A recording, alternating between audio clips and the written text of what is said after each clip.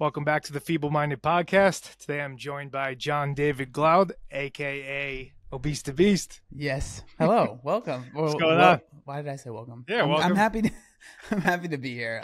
Yeah. I was when you asked me to be on, I was like, really? Okay, cool. I'm down. Oh yeah. Well, we've been internet friends for like, I don't know, a couple of years now. So Yeah. it's like to finally get to know you a little bit better. Yeah. Yeah, no, I appreciate it. I'm happy to be here. So Yeah, man. So first thing is just so everyone could get some context, like where did the name come from, Obese the Beast? Yeah. So it's kind of a long story. I won't tell my whole life story here, but growing up I was really heavy. And so I got to be my heaviest when I was 20 years old. I was like basically 400 pounds.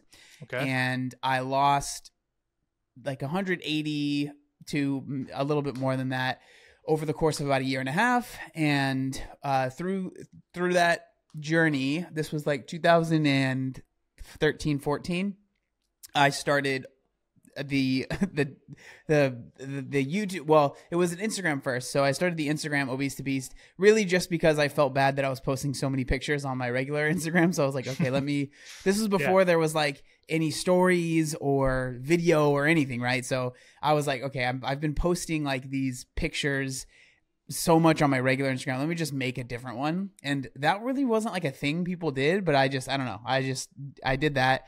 And I came up with the name just because I thought it sounded cool. Yeah. And it's funny because people are like, bro, you're not a beast. And I'm like, that's not why I didn't make it, because I was claiming that I was. It was more aspirational. But now when I think about it, it's just like, because I'm 31 now and I made it when I was like 20, 21. Yeah.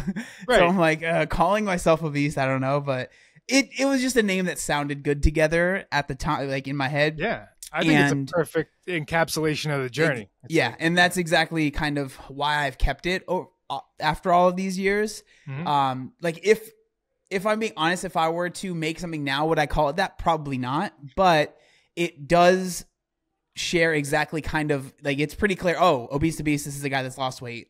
And then it makes it very easy. So that's kind of a very condensed version of why I call myself that. So it's funny because sometimes those things that we think are like corny or this or that, like sometimes those are the things people cling on to because it's very clear. You can understand it. It's just like right there, Obese the Beast. You know what I mean? So yeah. Who knows if it would have caught on as much? Yeah. I know 100%. Like I think it's one of those things that it kind of worked out. I think that people, they heard it and they're like, oh, okay. You know, and they knew exactly what I was about before I really even had to say anything. Right. So, right.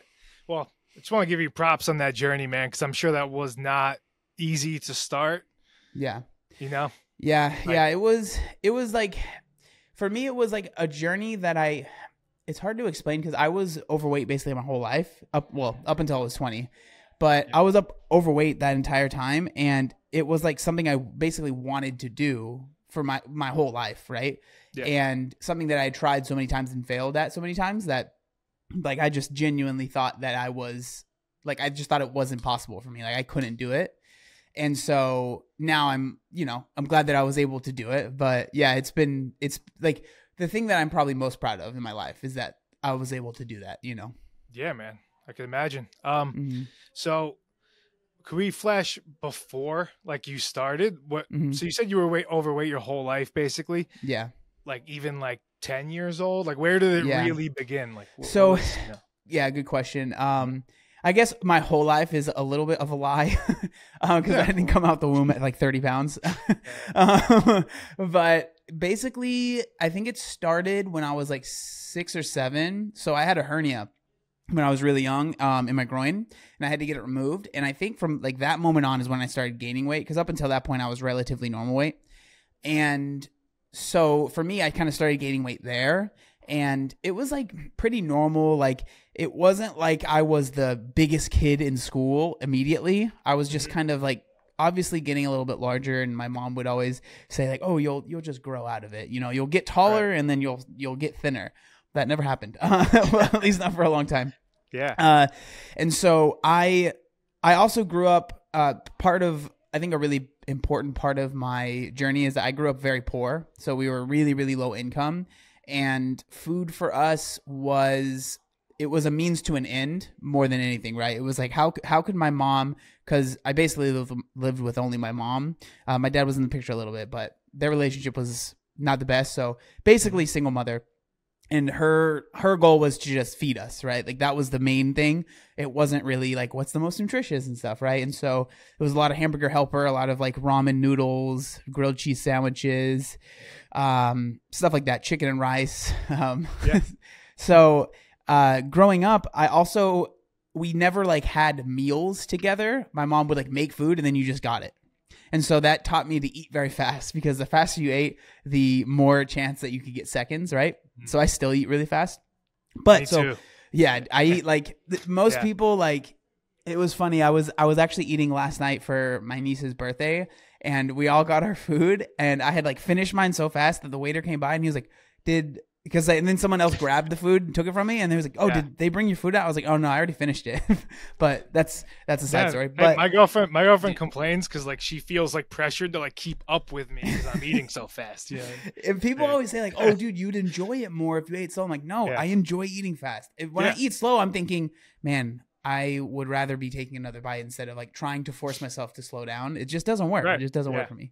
But so yeah, I started really gaining weight when I was in like elementary school, and it was actually really cool. I had this this is another side story. I have ADD, by the way. But I had this she was a school nurse she would bring me clothes, and the reason I tell the story is because like she had to make sure they were like husky sizes. I don't know if that's still a thing for kids, but it was when I was a kid. They would have like husky version, and so she would always have to make sure that she brought me those.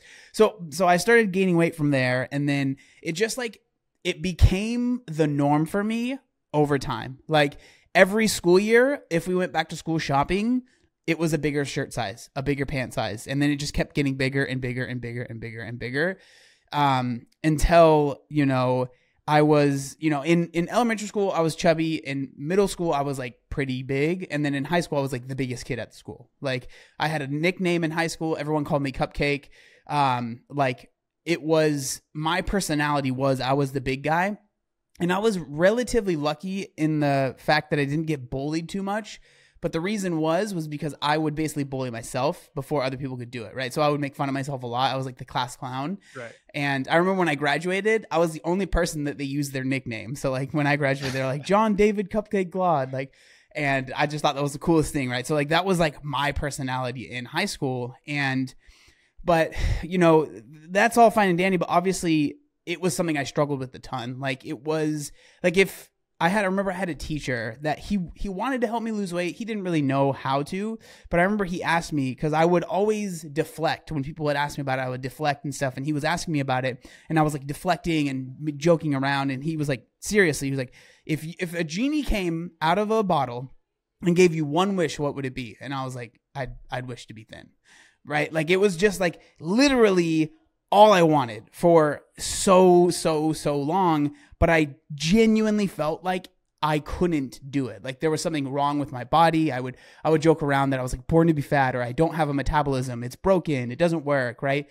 And I just felt like there was nothing that I could do to lose the weight. Like, cause I always felt like I was a relatively fit, chubby guy. Like, so for me, I grew up skateboarding, and I was never very good at it, but I've always been good at riding a skateboard. Like I'm very comfortable on a board. I'm just not good at doing tricks. But, and so I remember this is like a core memory of mine when I was like almost like basically at my heaviest when I was in high school. I used to skate to school every day.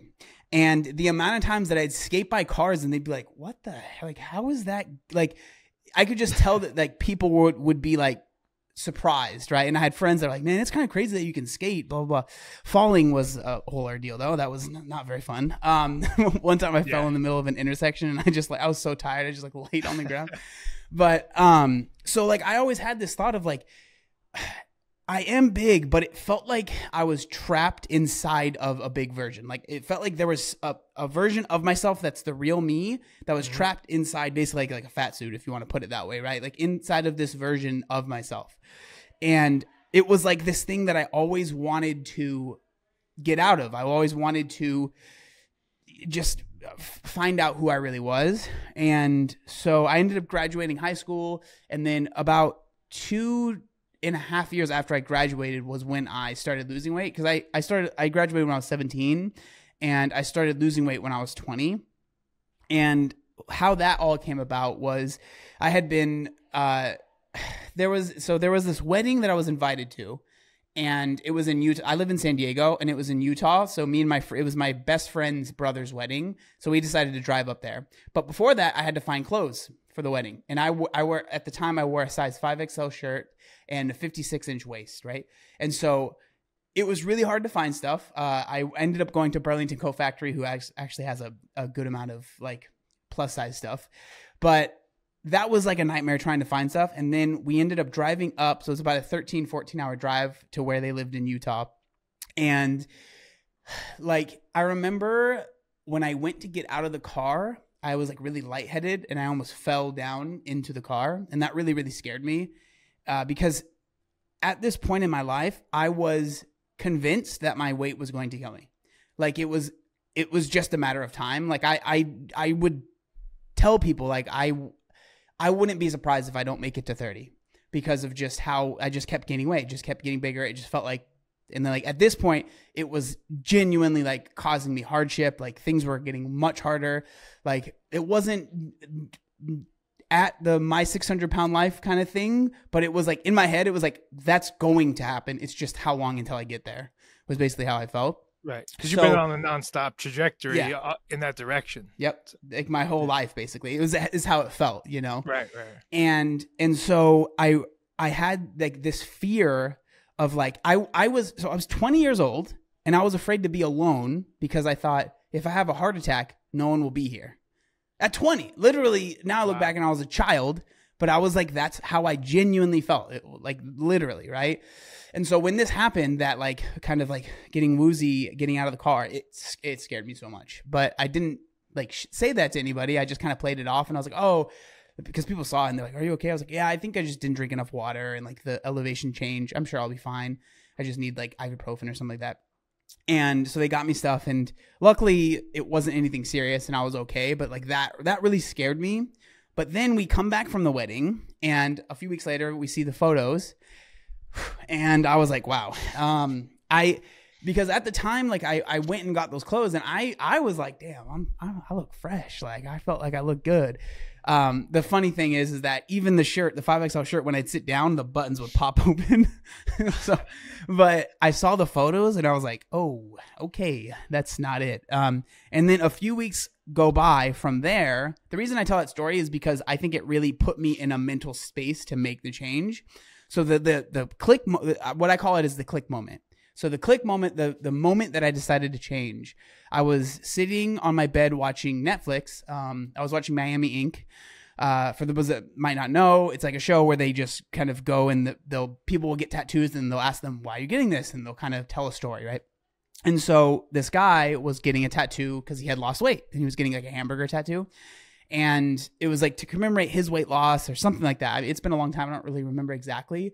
Mm-hmm. But I remember they were asking him, like, what'd you do? How'd you do it? You know, all those questions. And he just kind of like talked about choices. Like he just had to make better choices. And I don't know if he said this or if this is what my mind said to myself, but I remember I basically heard that the choices that I made led me to where I am now. And so I just need to make different choices to be where I want to be, right? I don't know if he said that or if I heard that in my brain while this episode was going on, but that's what I heard. The funny story about that is I was eating Panda Express that night. So I had a double entree plate of orange chicken, fried rice, and had a large soda. And I was like, all right, well, I'm going to finish this because I don't want to waste it, you know? And then tomorrow's the day. And I remember, though, I woke up the next day and I felt like this weight kind of lifted off my shoulders. I was like, I'm going to do it, right? And so I got a haircut because I was like, all right, we're changing. I got a haircut, and then I went to Vaughn's, which is just a grocery store around here, and I got water and sandwich stuff because I was like, I don't know what healthy food is, but this is probably better than what I'm eating. And that was the start. That's kind of how it all started. Really? So that was 11 years ago now. So it was 20. I'm 31 now. And since then, it's been a huge journey. Like I started YouTube, all that stuff. We can get into that as well. But we'll get into it. Yeah. That was the start. That's like how I started to actually lose the weight.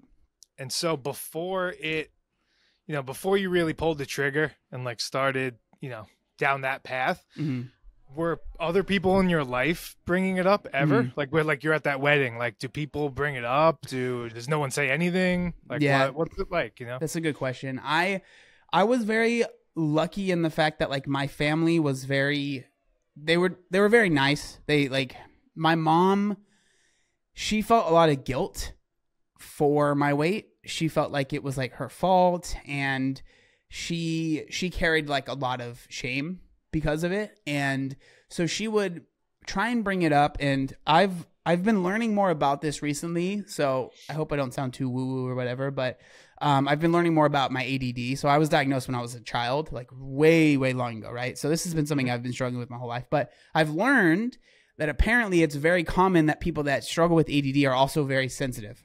And that is true for me. And so whenever my mom would try and bring it up, I would just shut down, and I'd be like, I wouldn't listen. It was a nightmare. Like I knew the thing. It was because like no one was telling me anything I didn't know. Right. Like obviously I'm overweight. I know. Obviously I shouldn't be eating XYZ. Obviously, And so eventually my mom, like she would always be supportive if I said, hey, I want to try this. I want to try and lose weight. She was always supportive, but she wouldn't push it because it just didn't, she found out it didn't work. And same thing with my friends. I think like they knew that I wanted to, but they also knew that them trying to tell me that you need to do this, you need to do that, it just wasn't going to work. And so they were supportive, but they weren't overbearing in my life. And like I said, I was really lucky that I didn't get made fun of too much. I mean, everyone gets made fun of, and I definitely did, but it wasn't like, I know I've talked to a lot of people that they just are just relentlessly bullied, right? And that didn't happen to me, but because I always was bullying myself. Like I made it to where friends of mine thought it was okay to bully me. Like one story I've told before is I was at the mall with this group of people, and then one of them was a girl that I was like, hey, she's cute, and we were walking through the mall, and we walked by this place called Torrid, which is a plus size woman's clothing store. And she like turned around in front of everybody. She was like, hey, John, if you're a woman, you'd shop there. And it just like, she could tell that it hurt my feelings so bad. And she felt terrible because in her head, she's like, he does this all the time about himself. Like, so she just thought it was like, she didn't even think that it would be a problem because I made it so normal. But then immediately she saw how much it hurt my feelings, and she tried to like whatever. But like, so that's like, yes, I wasn't made fun of too much, but it was because I would constantly like, that's where that nickname Cupcake came from, because someone tried to give it to me as like trying to be mean. And I was like, no, I like it. I'm going to roll with it. And so. You beat him to the punch, essentially take away people's power when you don't give in or show a reaction or anything like that. It's funny you mentioned the ADD thing, or ADHD. So I never paid any attention to that my whole life. But when I think back, I was diagnosed when I was like 8 years old, 10 years old, and my mom didn't want to put me on medicine. Makes sense. I dropped out of school, didn't fit in, always getting in trouble all the time. Alcoholic, kind of like I fixate on things. I'm either all in or all out, So it's interesting. Like I try not to identify with it, and like lean into it and like, not make it a part of my character, but it's almost undeniable that there's something there, and you can use like the tools from knowing about it. Yeah. I try not to like let it be an excuse for me being like bad at things or like, but I've learned that learning about it helps me understand myself more, which if that makes it so I'm not as hard on myself, then that for me is a good thing because I am very hard on myself, right? And so like learning, the more I've learned about it, the more I've understood myself, which again, I would never say, oh, I can't do that because I have ADD, or I can't, like I messed up because I have ADD, but it's just like in my head, I can understand like, oh, that's why I'm so sensitive. Like that's a normal thing actually, or whatever. Right. So, which is good. Cause I mean, you went through that journey of like taking ownership, so you kind of know like, I'm not going to lean into this thing and make an excuse because you've went through the journey from one side to the other. So I feel like it makes it, easier to not fall in that. Yeah. Yeah. So when you first started, losing the weight, was it you started and you locked in, or was it kind of a fluctuating thing? Did you fail a couple of times? Yeah. What was that like? So, I mean, up until this point, I had failed so many times. Like any diet you can think of, I tried. Like one time, I don't know how my mom got Slim Fast because, like I said, we did not have much money. And so I think maybe like work had an extra case. And so she brought it home and I was a kid. So I was like, okay. I continued to eat the same stuff, but I also drank Slim Fast. And I was like, why am I not losing weight? When in reality, like I'm drinking an extra 400 calories a day. Like, but so I had tried so many times and like failed. I remember I had this family friend he was a police officer. He was like really into fitness. He like really wanted to help me. And he would come to my house early in the morning. We'd go on a mile run. He went to Costco with me one time and we bought a bunch of like healthy food. And I would try like so hard because I knew he wanted me to do it so bad. But like the moment that I knew he wouldn't find out about me eating this thing or eating that thing, I was just like over it. Right.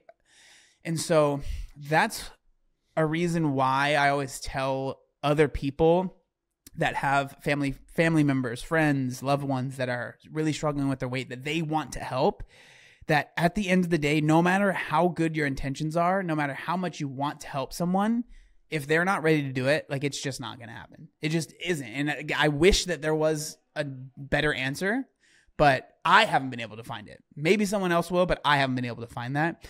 But so this time when I started losing weight, I was literally as ignorant to diet, exercise, all of it as you can be. Like literally had no idea. So that's why I started with what I call the common sense diet. So I was like, okay, I know that I shouldn't be drinking soda because I was drinking like a 2-liter soda a day. I know that I probably shouldn't be eating, going to 7-Eleven, getting chips and candy all the time. And I know I probably shouldn't be eating fast food all the time. And also I live in San Diego, so Mexican food is really popular here. And I would get that a lot because it's so good. It's so good here. But I would get that like almost, frequently, like a few times a week. And like those portions are very big, right? Yeah, greasy and fried chips themselves, or you don't realize like you're just eating fried like tortillas, like a bag of tortillas. It's like so many calories. Yeah. So I started with what I call the common sense diet. So that was like cutting that stuff out, which for me was actually cutting out a good amount of my diet. But it was like, for me, it started off really good because it was simple and I was able to follow these rules relatively easily, for me at least. And like, yes, it was difficult. Obviously, like I missed the foods that I was eating, but I was so like, I became so hyper fixated on seeing results that the moment that I started to actually see results, I like this flip switched in my head that like this belief that I could actually do it was there.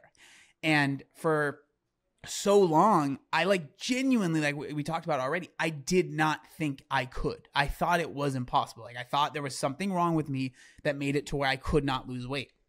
So the moment that I realized that basically I have been wrong my whole life and that if I stick to it, I will see results, I was sold, right? And so like you saw an opportunity. You were like, it's possible. Yeah. It is possible. And it started off really good. Now, things definitely got to be not good. And this is stuff that I talk about quite a bit, is that a lot of people that want to lose weight, we get so excited at the start that we will try and do things that are just unsustainable. It's one of my favorite words. Sustainability is one of my favorite words, because we will do stuff that like, I'm never going to have this again, or I'm never going to eat like, and that was me, right? I was like, I'm never going to have soda or never carbonated drinks.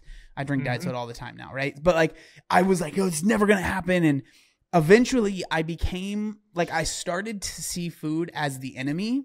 And so the thing that started off good is like cutting out, soda and junk food, was like anything that I considered to be unhealthy, I was like cutting out. So like that was like, basically I was eating like a bro, like chicken and rice and broccoli and oatmeal with plain nothing else, just oatmeal. And it became to be really like, I personally think it was like really unhealthy, because I cut so much out and I became genuinely terrified of food.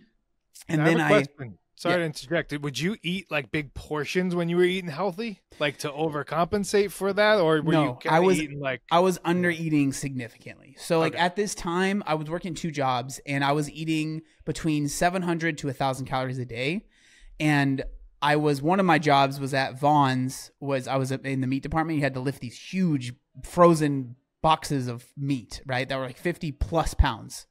And I would be lightheaded every day. And I would be like, in my head, I'm like, I don't understand why I'm lightheaded. I look back, it's because I was not eating enough. But it was like, at that moment, I thought that I was doing the right thing. And like, I had this, I think, bad mindset of, if I can do it for a day, I can do it for tons of days. When in reality, I could do it for a few days, but this is when I ended up developing what's called binge eating disorder, where I would be really strict for 3 or 4 days and then go crazy for like a day or a night. And then the cycle would continue. And like, I would eat literally, like one night I ate an entire box of Chex cereal with no milk, just dry, because I was just, it's like my body needed food and I could not stop myself. Like, binge eating is weird. Everyone struggles with it in different ways, and everyone's like, how they get there is different. But for me, that was the overcutting calories, under eating. And it really, like, at that time, I was genuinely afraid that like I'm gonna gain all the weight back, because I was like, there's this way that I'm eating is so unhealthy. I felt terrible about myself, because like you would go in this binge eating, like this cycle, you'd go from, oh, I'm feeling so good about myself, I'm barely eating, and this is what I'm supposed to do. So then you binge and you feel like garbage, you feel like a piece of trash, like, and then you just, that would be the cycle. And I was like, there's just no way that I can stick to this, you know? How many pounds were you down at that point? That's like when that you didn't want to gain back, you know? Yeah, I had lost the most of my weight, so probably like 180 pounds, 170. Oh, really? So you already had? Yeah, like I had lost. Yeah, and like I think the reason that I struggled so much was because I didn't know what I wanted to do, because my whole like fitness journey up until that point was weight loss, lose weight, lose weight, lose weight. So once I lost the weight, I didn't know what to do. Like, how do I maintain this? Do I put on muscle? I had literally no idea, right? And so luckily at this time, I considered joining the military. I didn't, but I was considering it. And so there was like, oh, you have to be able to run a mile at a certain time. You have to be able to do push-ups, yada, yada, yada. And so that's when I was like, okay, I need to start going to the gym. And then so once I started going to the gym, I found a friend of mine that actually, he still makes YouTube videos, but he was making videos at the time, and he knew a lot more about macros and all of that stuff, carbs, fats, proteins, just nutrition in general, where he kind of started teaching me about it. And then I started finding more people on YouTube at the time. This was, quite a while ago, 2013, that were making content about this stuff. And I started learning more about it. And that really helped me a lot. And then also, because I was lifting more, I was just eating more. And so that kind of helped as well. And then eventually, actually, in 2016, I did a men's physique show. So that's when you diet down and you get on stage in board shorts and like naked or whatever with the spray tan. And so for that, I tracked my macros like meticulously for like a year and a half, getting ready up to that show. And the day of the show, I was like, all right, I don't want to track anymore, because I was like so over it. And that was actually really scary for me, because I was like, I had gotten so used to tracking my food that I thought if I stop tracking, it's going to be like this huge disaster and I'm going to gain like all my weight back. But at the same time, I didn't like tracking, being like having to think about everything. It was just too much. So I needed to stop. And luckily I was able to stop without having any sort of, it's called a rebound.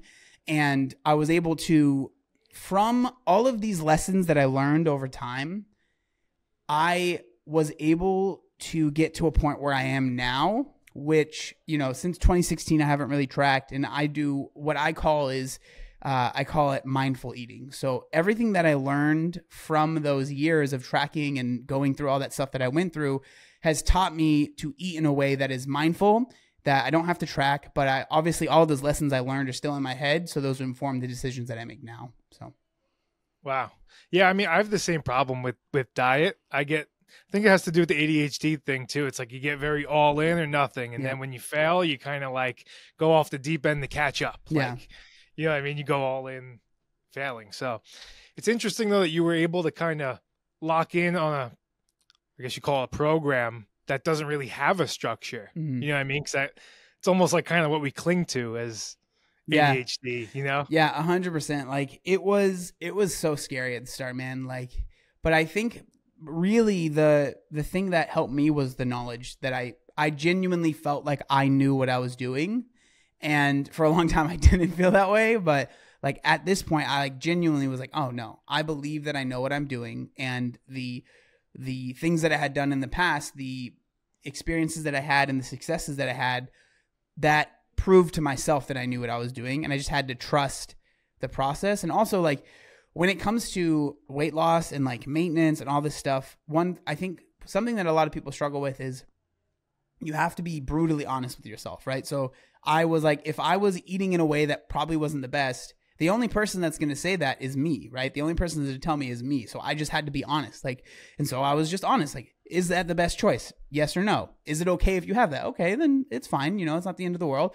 But should I be having a cheesecake every night? Probably not, right? Like, you know, so I became very good at just being honest with myself and like basically like checking in on myself every day, right? And then eventually I didn't have to be as strict and I was able to be a little bit more lax and enjoy life a little bit more. And as the years have gone on, I've been able to, you know, it's been 8 years since I did that show, I think, basically. So, yeah. So, wow. All right. So when you were first starting going down this journey, were you documenting it on like Instagram or wherever? Like, or was that something that happened after, once you started seeing the success and you're like, hey, I should. Yeah, that's a good question. I think, well, at the start, I didn't tell anybody because I had tried to lose weight so many times that it became like embarrassing to like have someone. I remember there was this one time where I lived in this neighborhood that we kind of all knew each other, and I was walking back from 7-Eleven one day with like a bag of chips and soda, and my friend walks up to me. He's like, "Oh, hey," he's like, "I thought you were trying to lose weight," and I'm like holding this thing, and in my head I'm like, clearly not anymore. All right, leave me alone, you know?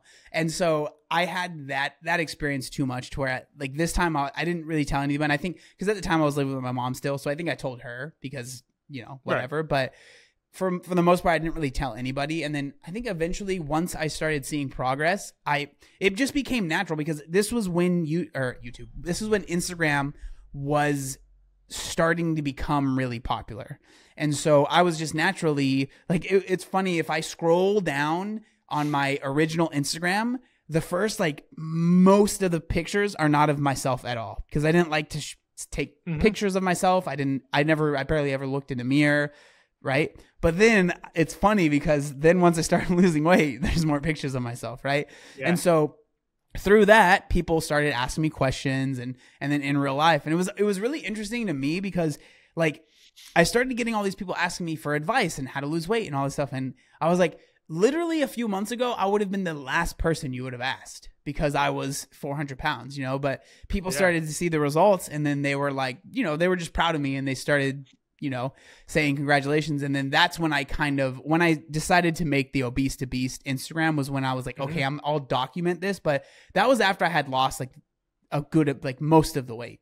And so I really wish, like, I wish I could go back and start documenting earlier because there's so much stuff that I just isn't there. And like, it would be cool. Like I see, this is a tangent, but I see like, you know, with TikTok being as big as it is and like reels and stuff, like everyone has like videos of themselves at all these points in their journey. And I just don't have that. Like video wasn't really a thing until after I had really lost the weight. And so I have like a few photos and it's like, I just have to reuse them. I've had people like, bro, you don't have any more photos. I'm like, what am I supposed to do? Go back in time? Like, I don't know. I don't know what to tell you. Like I have like 7 because obviously I didn't want to have my picture taken. So I would avoid it at all costs, you know? So how much of like growing it and getting that feedback on Instagram, like how much did that kind of help keep the momentum? Yeah. You know, cause I feel like when I was doing my like Skate Across America and things, having that like support and people there, it kind of almost like you're like, yeah, I'm not gonna stop. Dude. Like, I can't stop. You know what I mean? Yeah, dude. Oh man, I remember every day checking YouTube for those videos. But I think like obviously I had lost the weight kind of on my own before I was posting it. But as far as like, and I think this is more important, keeping the weight off, it's become it's hard for me to even separate it because it's been tied since I started, right? Since I started keeping the weight off, right? Right. Like I've always had, I don't want to say like an audience, but like, you know, when I first started, I had a few people following me, and then I had like a viral video and that's when like a lot of people started following me, but that wasn't long into my maintenance. And so it just has always been connected. And so I think it would be remiss for me to say, oh no, I would be dedicated regardless of, like, no, I think that of course the community and the people that support me also help me stay on track, because it's not even that I'm like, oh, I have to do it for them, but it's just, I don't know. It just happens that way. Like, yeah. And also like, I do, I guess, want to do it for them, but it's more just like the amount of people that will message me every day and say like, hey, you helped me do this, you helped me do that. It just is always in my head to where it's hard to even separate them. Yeah. It's like, you're not doing it for them. It's like, it creates like a perfect synergy where the more you better yourself, the more people are getting better also. Mm-hmm. And like, just keep feeding each other, kind of, you know? So you said you had a viral moment. Mm-hmm. So was that like, did you make a compilation or like a before and after thing? And that's kind of like, so it was this video that it's called, the title of it is My Biggest Insecurity, Loose Skin. And so I recorded a video with my friend Brian. And so when I started my YouTube channel, so I had already been making YouTube videos for a few months at this point. And a few of the videos I wanted to make were like full day of eatings, just kind of sharing what I was eating, because that was a question I would get a lot on Instagram. And again, videos weren't a thing on Instagram yet. So it was just easier to make a YouTube video about what I'm eating in a day. And then like a transformation video, those at the time were really popular, just kind of putting pictures together, yada, yada, yada.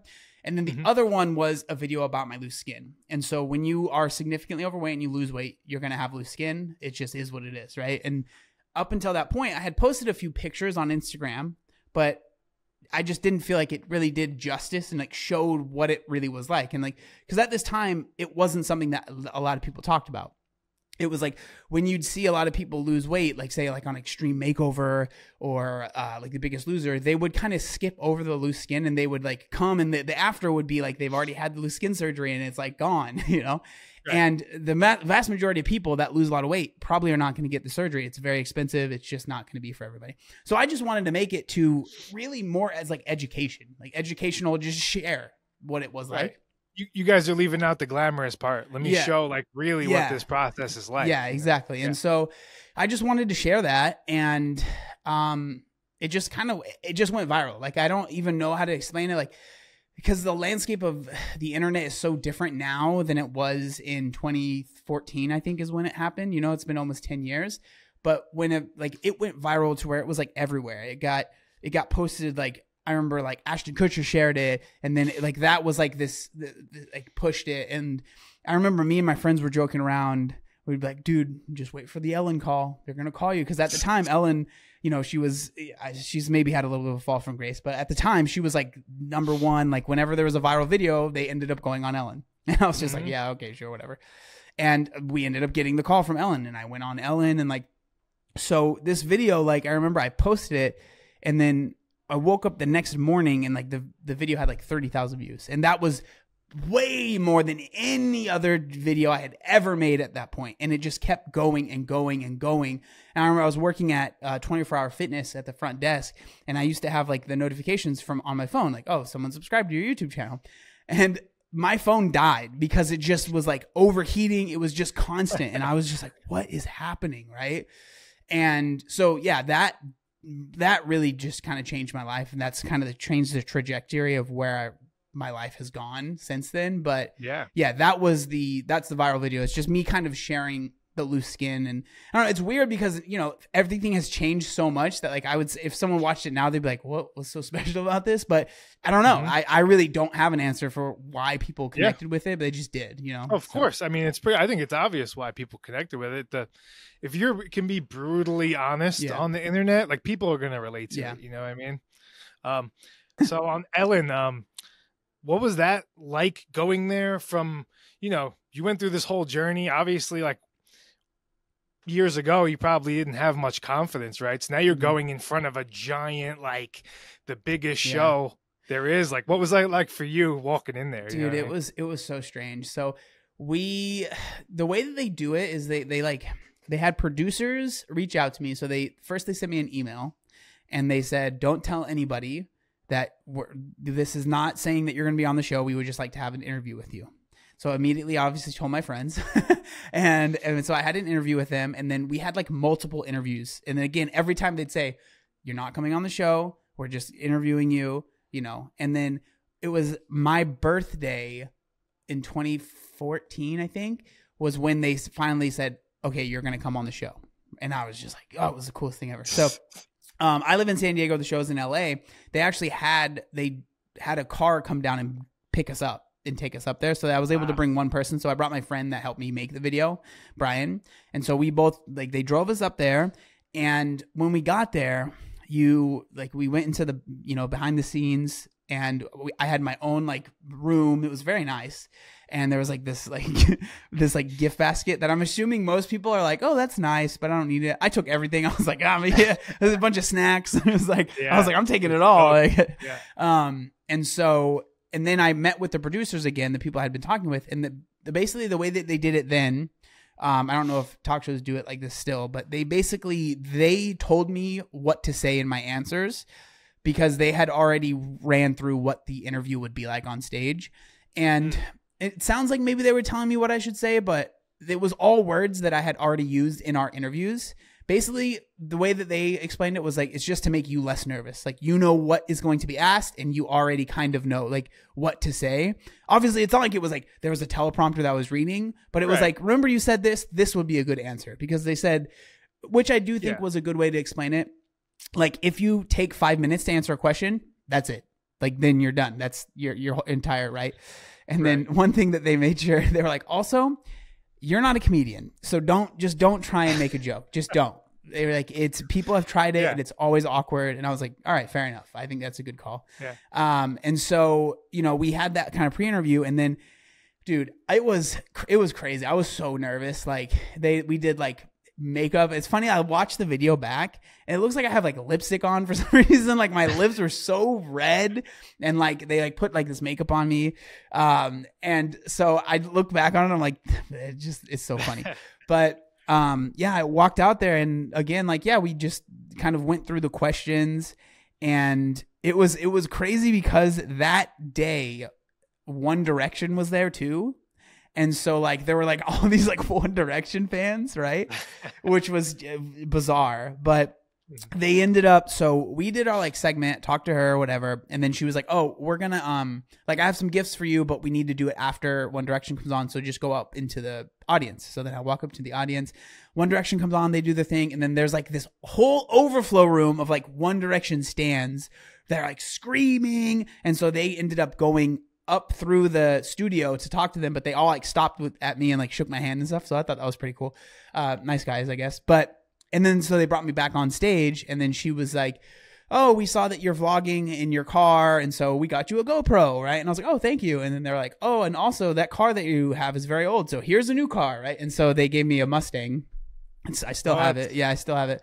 And that was like, that was such a blessing because it was like, it was like it's for the longest time, like where I lived, it was like my car did not fit at all. Like, but it was truly such a cool experience. Like, there's been a lot of stuff that's come out recently about how people were treated.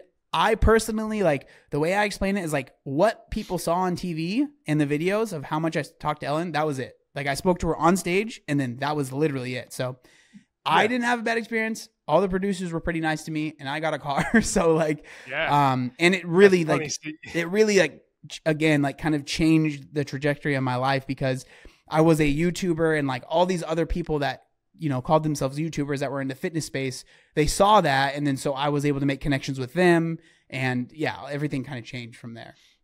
Yeah. And so did that, like, is that when you really decided, like, I'm going to full-time YouTube now and do this? Like, I have an audience. Like, was there pressure going into that? Yeah, it was. I mean, there was no like real pressure for me, because the way I thought, I had nothing to lose, because at this point I probably had like, I don't know, 3,000 subscribers. Like, it wasn't my job. And it wasn't even like right after that I decided to like, you know, kind of quit my jobs. I was still working 2 jobs at the time. But it wasn't long after that. I remember not long after that, I ended up leaving. So at the time I was working at Starbucks and 24 Hour Fitness.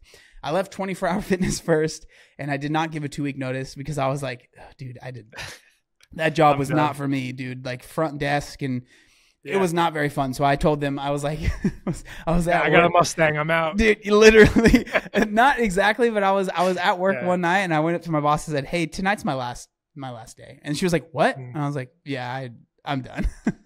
It was the way that it was just the way it was ran was not the best. There was like a new boss and a new boss and a new boss. It was just miserable. So I left there, but then I stayed at Starbucks for quite a while actually, because I actually liked working there. But then I ended up like going on a trip to one of like the fitness expos and being around people that YouTube was what they were doing.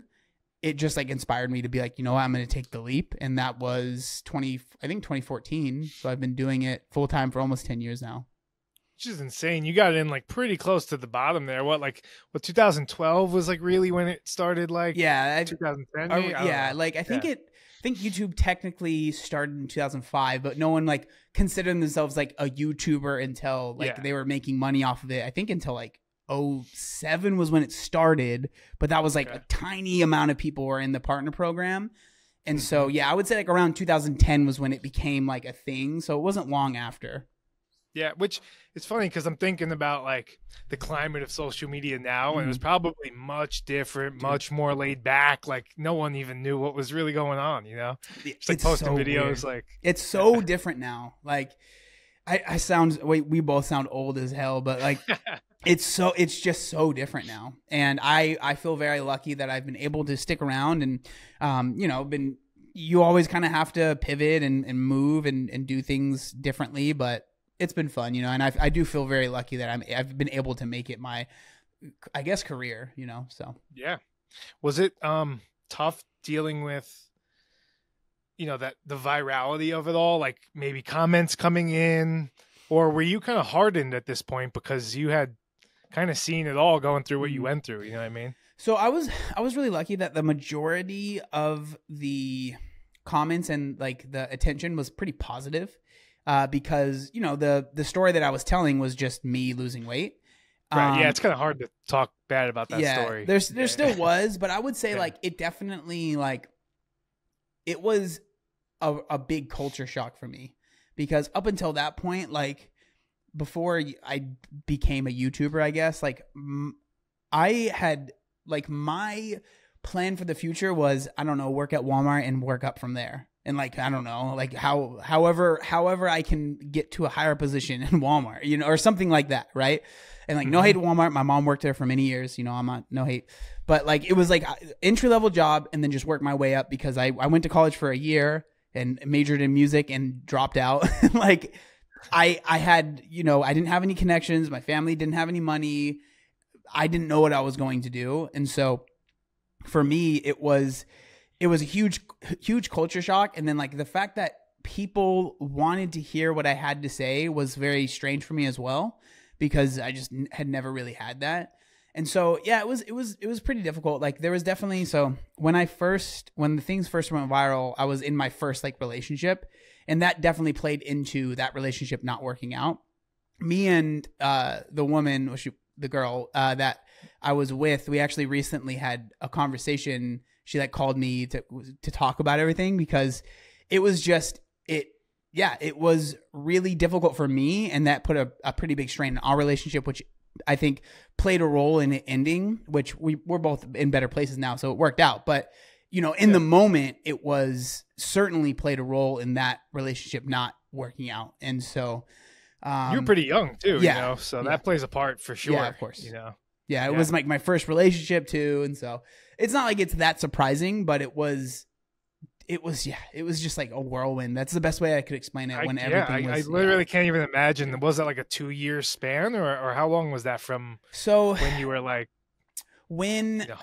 from like when I started losing the weight to the video going viral was probably about 2 years. And like so much of my, it's just crazy. Like so much of my life changed, and it was like it wasn't planned, you know? Like when I first started posting, when I first started sharing, I wasn't like, I'm going to be an Instagrammer or a YouTuber or an influencer. Those words didn't really exist, you know? It was like, I'm just going to share this because people have asked.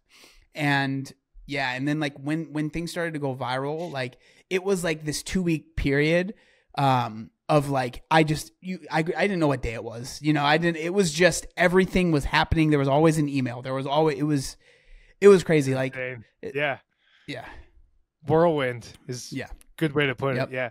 So you mentioned on the show, they featured the video of you talking about the loose skin. Mm-hmm.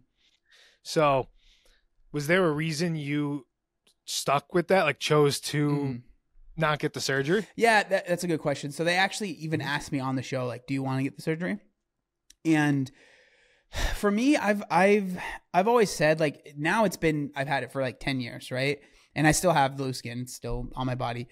I've always been like, it doesn't affect me to a point where I feel like it's necessary. Like it's not like I can't live a normal life with this skin, which everyone's different. And like, there are certain people that maybe even lost way less weight than me, that their loose skin does cause them those issues, right? So where they feel like they can't live a normal life. And so I'm always like, if you want to get, I have no issues with anyone deciding to do whatever they want, really.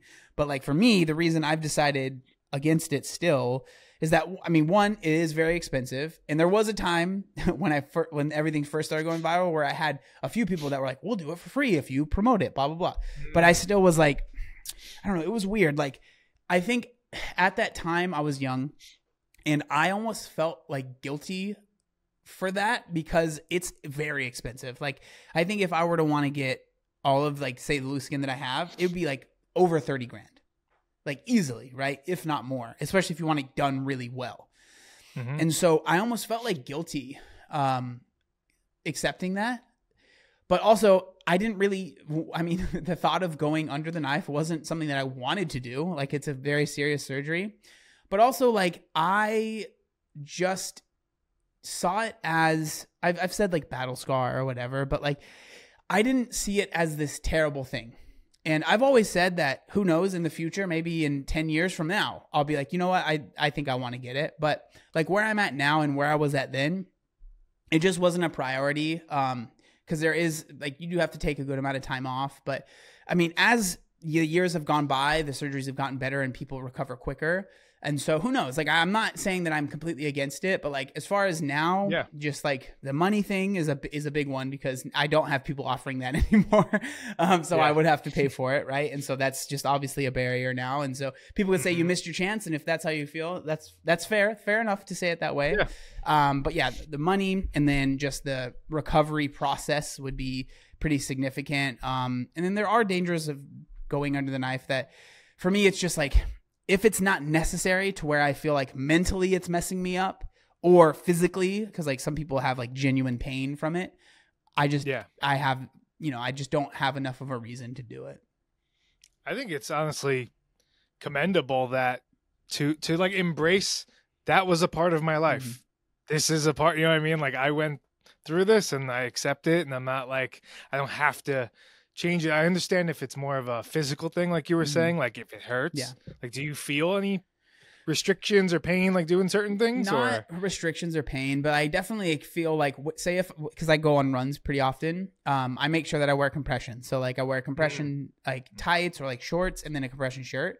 But that's pretty much it. Like so if I'm doing anything like that, then I'll wear compression. But like even it has to be like very specific because like when I skate, I don't really wear it, and like I'm jumping and stuff, but it doesn't bother me enough. So it just, for me, the amount that it bothers me isn't worth, going through it. So, and do other people in the community like voice their opinion on that? Is that like a popular topic? Or is that? It's interesting because I have a lot of like genuinely a good amount of friends that have had the surgery. I would say most friends that I've made through Instagram that have also lost a good amount of weight have gotten the surgery because it's hard to deal with. Like it's because when we're talking about this loose skin surgery, most of the time you're talking about someone that their entire life, maybe not everyone their entire life, but a majority of their life, a good amount of their life, they have basically despised their body, right? Because of the size that it is. They felt embarrassed about it. They haven't been proud of it. And then they go through this work for a year plus to lose the weight, and it's really freaking hard. It may be the hardest thing they've ever done. Most people it is.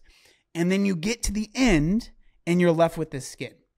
And then they feel disgusting all over again, right? And so I understand completely wanting to get rid of it. And that's what, I don't want to say most people, but at least most people that have a significant following, because a lot of times you end up getting it compensate. Like you only have to pay half or whatever, right? It's free. Like a lot of times if you become an influencer in the space, you get offered ways to get rid of it that maybe most people wouldn't. So I don't want to say most people, but most people that have a following, which I happen to be friends with, right? They have gotten the surgery because it's obviously like not something, I don't know. It's like tough for people, I think, because when you're overweight, it's like you see someone in clothes, you're like, oh yeah, they're overweight. But if you have loose skin and it's not super obvious, like say if I took my shirt off, people are like, what the hell? Like I was not expecting that, right? Yeah, you never guess it, right? And that's scary. Like the thought of feeling like you're hiding this, like in a lot of people's mind, this grotesque secret is it really messes with people's minds. So that's why I understand why people get the surgery. But also I hope that people that maybe can't afford the surgery, like they just can't make that decision, I hope that they've been able to see the content I made and think less of themselves as a grotesque monster and just as a human that went through an experience. Yeah, that's awesome. Yeah, living by the example for people to be able to see. Yeah, that's awesome, man. So I've seen on your YouTube channel, you kind of point out some issues, or you make topics of like other people going through things. And that's got to be really hard, knowing like you're kind of going to get some stuff back either from them or from viewers. But I think it's awesome to like, you know, do that hard work essentially. Like, you know what I mean? So and you're doing it from a caring place. So it's cool to see. Yeah. That's been a huge change in my YouTube channel. Like for the longest time, it was mainly like vlogs and just like similar to the stuff that you made, right? When you were doing, obviously I wasn't doing anything as cool as you did, but like, you know, just kind of sharing day in the lives and just random stuff. But like for me, I basically realized I do the same thing every day. So there's not much to share there. And two, as far as like me talking about how to lose weight, or I've said it all and it doesn't change, right? Like how to lose weight is the same that it was when I started versus how it is now. You know, there might be like nuances, different things that have come out that I can talk about, which I will, but I can't make a whole channel about it. At least I couldn't. And so I was like, how can I pivot this to where I can still make YouTube videos? And that was basically through commentary, right? And so I'll see something that either I agree with or I disagree with, and then I'll kind of make a video on that. It was definitely like when I first started, and still to this day, like if I know that a good amount of my audience is not going to necessarily fully agree with what I'm going to say, it is scary because especially, man, when I started, people used to be like, John, just get to the point. Stop trying to like I'd be like, well, like I understand this, and like I don't want to offend. Blah, blah, blah. It's like, just say how you feel, and then that's it, right? And so it was definitely scary when I first started, but I've learned that as long as I am being honest about how I feel, and I'm not like trying to lie about how I'm feeling or trying to hide certain things, like people are pretty open to what I'm saying, and I do my best to be compassionate, even if I disagree with someone. Because it is very easy, like if you disagree with someone, to just make fun of them. And like people, I hate to say it, but people like that. Like if you're like mean and you're like this idiot, like people like that. But I wouldn't be able to sleep at night. And so I just can't do it. And so I try my best, like even if I fully disagree and like I'm like, this person in my head, I'm thinking this person is off their rocker, I still don't try and be like attack them for anything other than what they're saying. Like I'm not like this fat piece of crap. Like I can't like, no, you know, it's like, what are they saying? Why do I disagree with it? And I try my best. I am human. And so I'm sure I've made mistakes, but for the most part, that's what I try and do. It's tough, man, navigating those waters on YouTube. It's tough. And I think that's been one of my favorite parts of the whole journey is like learning those things about myself, like learning to voice my opinions clearly and be careful what I say. And like, it's definitely, it's tough to do sustainable content for a long time. Cause like you said, it gets repetitive. Yeah. You know what I mean? Like, and yeah, I mean, dude, it's gotta be so interesting for you. Like you've been in the skate scene for literally like your whole life. Right. And so like to have so many people start to like trust everything you say, and like everything you say is like, for some people it's like, this is definitely true. I guess it has to be so different, Yeah. I mean, I don't know. I just try to put my head down and like pick whatever it is that I believe to be like the next best move. Mm-hmm. Like and I just do that and put my head down and I try not to think about Mm-hmm. it, and just trust that if I do something like in my eyes good, it'll be good. Whether that's slow. Sometimes the things I do, they don't like yield results because they're not like headline. Well, I guess Skate Across America was headline grabbing, Yeah. but like normally they're not like clickbaity Yeah. type things, which, they're fine lines you have to walk Mm-hmm. on YouTube. So Yeah. it's fun exploring them. Yeah, dude. Like, man, I know you've probably talked about the whole Skate Across America thing, but dude, that was the cool. Like when I'm sure everyone that's watched it has said this to you, but like when I watched the final episode of you, like everyone being there, bro, I was literally tearing up in my room. I was like telling my girl, he made it all the way. And she's like, that's great. Like but I'm like, you don't understand. Like I wish I was there. Oh, dude, it was it was so cool. I was tearing up, dude. And like skating up Dude. and like filming the vlog. I was like overwhelmed because I swear you could even ask my girlfriend. I was like, there's going to be like 10 people there. Like, I don't even know if you should come down. Yeah. You know what I mean? And there was like 200 or something. I don't know how many people there. And like news, I'm just like, couldn't believe it. It was so, I appreciate that. So sick, man. So sick. Yeah. So, I mean, I feel like that's part of that whole ADHD journey is like, I'd love to lock in on something and find my next new project. And until I do, I almost have no motivation to do it. Dude. I need that excitement. You know what I mean? Dude, it's like, it's how I've been my whole life. Like I'll go through what like is technically called hyperfixations, but I'll have like a thing that I'm like, this is all I can think about. And then like, you could ask me in 3 months, oh, are you still doing that thing? I'm like, I haven't done that in forever. Like I literally just don't care anymore, And it is frustrating because I hate that there are so many things that I've maybe started and got okay at and then was like, okay, I'm done, but I've just learned to be like, that's just how I am. And maybe eventually I'll pick that thing up again and, go through it again, but I'm not going to like, force myself or anything like that. Yeah. As I've gotten older, I've learned to kind of steer myself a little better. You know what I mean? Like, I know that I need to be motivated. Maybe I shouldn't commit to something if I'm not like, it's going to lead me down this long-term path or, but it's tough. What are your thoughts on like taking medicine for it? Have you done that or are you like, so that's a, when it comes to, that's become very popular recently, right? So the GLP-1s, which is like Ozempic, those are like the most popular ones, Wegovy. It's been interesting. Like, you're talking about ADD. Sorry, I was talking about weight loss. So I was talking about the weight loss. We can go into that too, though. But that's a whole thing right now. But as far as like medication for that, I took Ritalin when I was really young, and it like turned me into a zombie, and my mom didn't really like it. And so I haven't really taken stuff since then, but I'm not really against it. Like I've been doing more research on it actually really recently. I've been reading a book about it. It's called Scattered Minds. I've been listening to it. I can't read it. It takes too long. So I've been listening to audio on Audible, and I don't know, like I'm not against medication. I've been living with it for so long without it that I do have like a fear, I guess, of like altering my mind and like, but I guess like, you test it out, see how you like it. And if you don't like it, you just stop. Right. So, but as far as like now, I don't have any like plans to. Yeah. Yeah. I'm kind of the same way. Like people have mentioned it and I kind of like, even if things are difficult in life, I like figuring those things out and like adapting and learning it and integrating it into my character rather than incorporating this external thing that I'm now dependent on. But everyone's in a different situation. Sometimes, it could free up your mind in a different way. Yeah. So, and it affects everyone so differently, man. And so I'm of the mind that you do what's best for you. And that's why I do think it's important. That's why I get upset, I guess, when people share information that I feel is not accurate, because then it makes it so you can't do what's best for you because you're making decisions based off false pretenses maybe. And so that's why a lot of the content that I make is like, no, this is not true. Like, like this is why.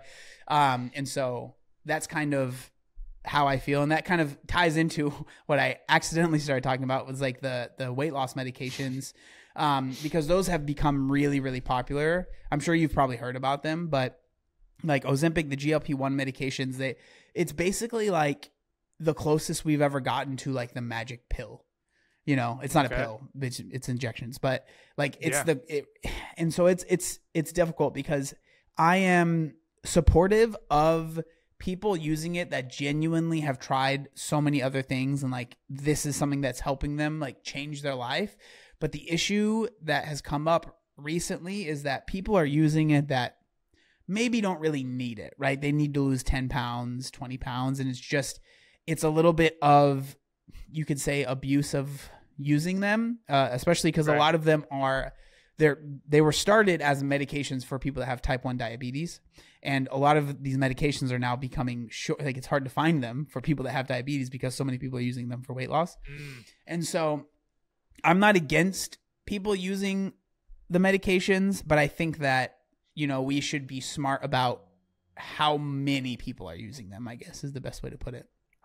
Right. Like a certain weight goal limit or something. Yeah. It's kind of hard to do those arbitrary like it is lines tough. Though, because everyone, it is tough, and that's why it's always hard with stuff like that. Like, should there really be? Oh, you only have to lose 20 pounds? No, you're not allowed to, because who knows? Maybe that 20 pounds for someone could be like a really huge deal, right? Especially if you're really short or whatever, right? And so it's tough. It's tough. Like, but I do think that like there's a trend. I don't know how many states it's in, but there's certain states where you could just go to like a med spa and just get a syringe of it, And that's like, I'm like, I don't know about that. What does it do exactly? Like, how do you feel? Like, what's it? It basically helps with, I mean, I'm not a scientist, but it helps with like the hunger cues, and like basically helps with a lot of people that have found success. Is they talk about it helps with like it helps their mind stop constantly thinking about food. And so it basically helps with your appetite, and so to where you're just not as hungry. And that's kind of how it works. Again, there's a lot more that kind of like nuance in it, but that's kind of like how it helps people. And so there are side effects, and like some people have explained like some of the side effects that have been more scary are like thoughts of like doom and like depression and stuff. And so it's like with anything, you have to weigh the pros and cons and decide what you want to do. But I'm of the mind, for the most part, like if you are someone that needs to lose weight and you've tried a lot of things, I think trying anything within reason that's going to help you extend your life and then help with the quality of your life, I think that you should go for it. So whether that's, using these medications or getting some sort of surgery, I'm not against them. When I was younger, I used to be more like, oh, I lost the weight naturally and that's the best way to do it. Now I'm like, I realize that everyone is in a different place in their life, and they might need more help, or they might just need different intervention. And so I'm not going to sit here and judge anybody. But I do think that with all of those things, we should be as smart as a society as possible, so it's helping as many people without harming as many people as possible. That's kind of where I sit with it.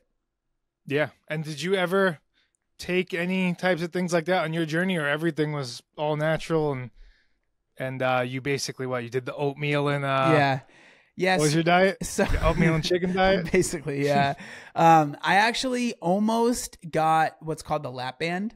When I was in 10th grade, my mom took me to this at UCSD. It was like they were going to do a study of adolescents that were obese.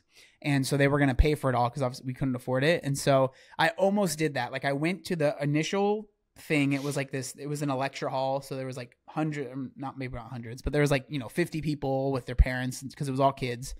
And they kind of explained what they were going to do.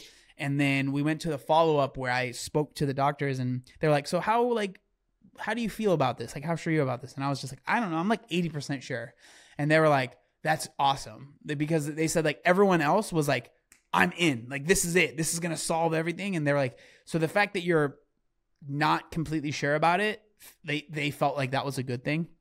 But I was, you actually thinking about but it. that 20% ended up taking over, and I decided, I was like, no, I don't want to. If I'm being honest, they said you couldn't drink soda, and I was like, nah, bro, that's not, there's just no way. Oh, I got a question for you. When you were doing your, like you were cutting out soda was one of the first things you did, which like anyone trying to lose weight, that'll like cut some pounds pretty quickly. It's like pretty easy. Just focus on that. But would you drink Diet Coke or anything like that? So eventually, like now I do, but it basically took a while. Like I basically had to like trick myself into it. So for a long time, I didn't drink anything carbonated because every time because I had tried to lose weight so many times before this, that like anytime I would like start with something, it would just revert back to regular soda. Or I would like literally forget that I wasn't drinking soda, and I'd be like, I'd go to Carl's Jr. and I'd get food, but I'd get water, right? But then I'd just like instinctively get soda, and I'd be drinking it and realize, oh crap, I'm not supposed to be drinking this, right? So I was like, okay, if I just say nothing, right? And so that's what I did for a while. And then eventually I kind of started cheating it, where I would go to Vons or like Walmart. They have like their own brand of like, it's like flavored carbonated water. It's basically diet soda, but it's like clear.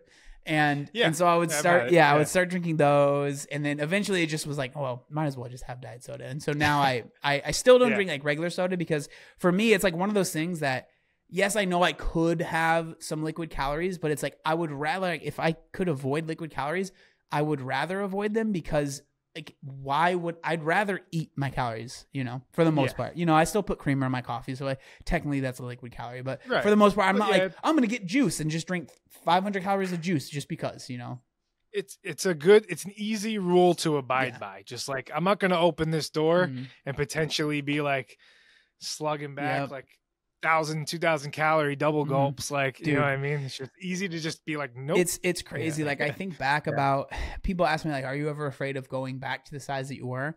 And I can say like definitively that will never happen. And I know that's like scary to say, because it's almost like people hear that sometimes and they almost want to see you fail, because they're like, oh, you never. Okay. But like, the reason I say that is because of everything I've learned over the years. And so I think I would have to actively try to gain the weight to get back to 400 pounds, because it would go against everything that I've been doing for the past 11 years. And so I don't think, like, do I think that there's a chance that I could maybe hurt myself and not be able to move and gain some weight back, like 20 pounds or something? Yeah, certainly that's possible, because I do like to move around quite a bit, and I like to work out and stuff. And so if that was taken away from me, it would definitely be difficult. But I don't think I'll ever get back to that size. But again, who knows? I mean, I guess you never know for sure. But They say not to say that, and like, especially in the alcohol things, with my situation. But I feel the same exact way. Like, where my life has gone since quitting, I've built so much momentum. Like, I would never go back to that life. It's just so concreted in my head that like, there's nothing there for me. Like, I'm just not, Yep. So that's exactly I feel just confident like you saying it. Well, dude, I appreciate you sitting down, sharing your story, and sharing it just on the internet in general for everyone to learn from. No, thank you. I mean, likewise. And I appreciate you asking me, man. I really do feel honored to be here. So thank you so much. Hell yeah. All right, cool, man. Sweet. All right, well, good talking to you.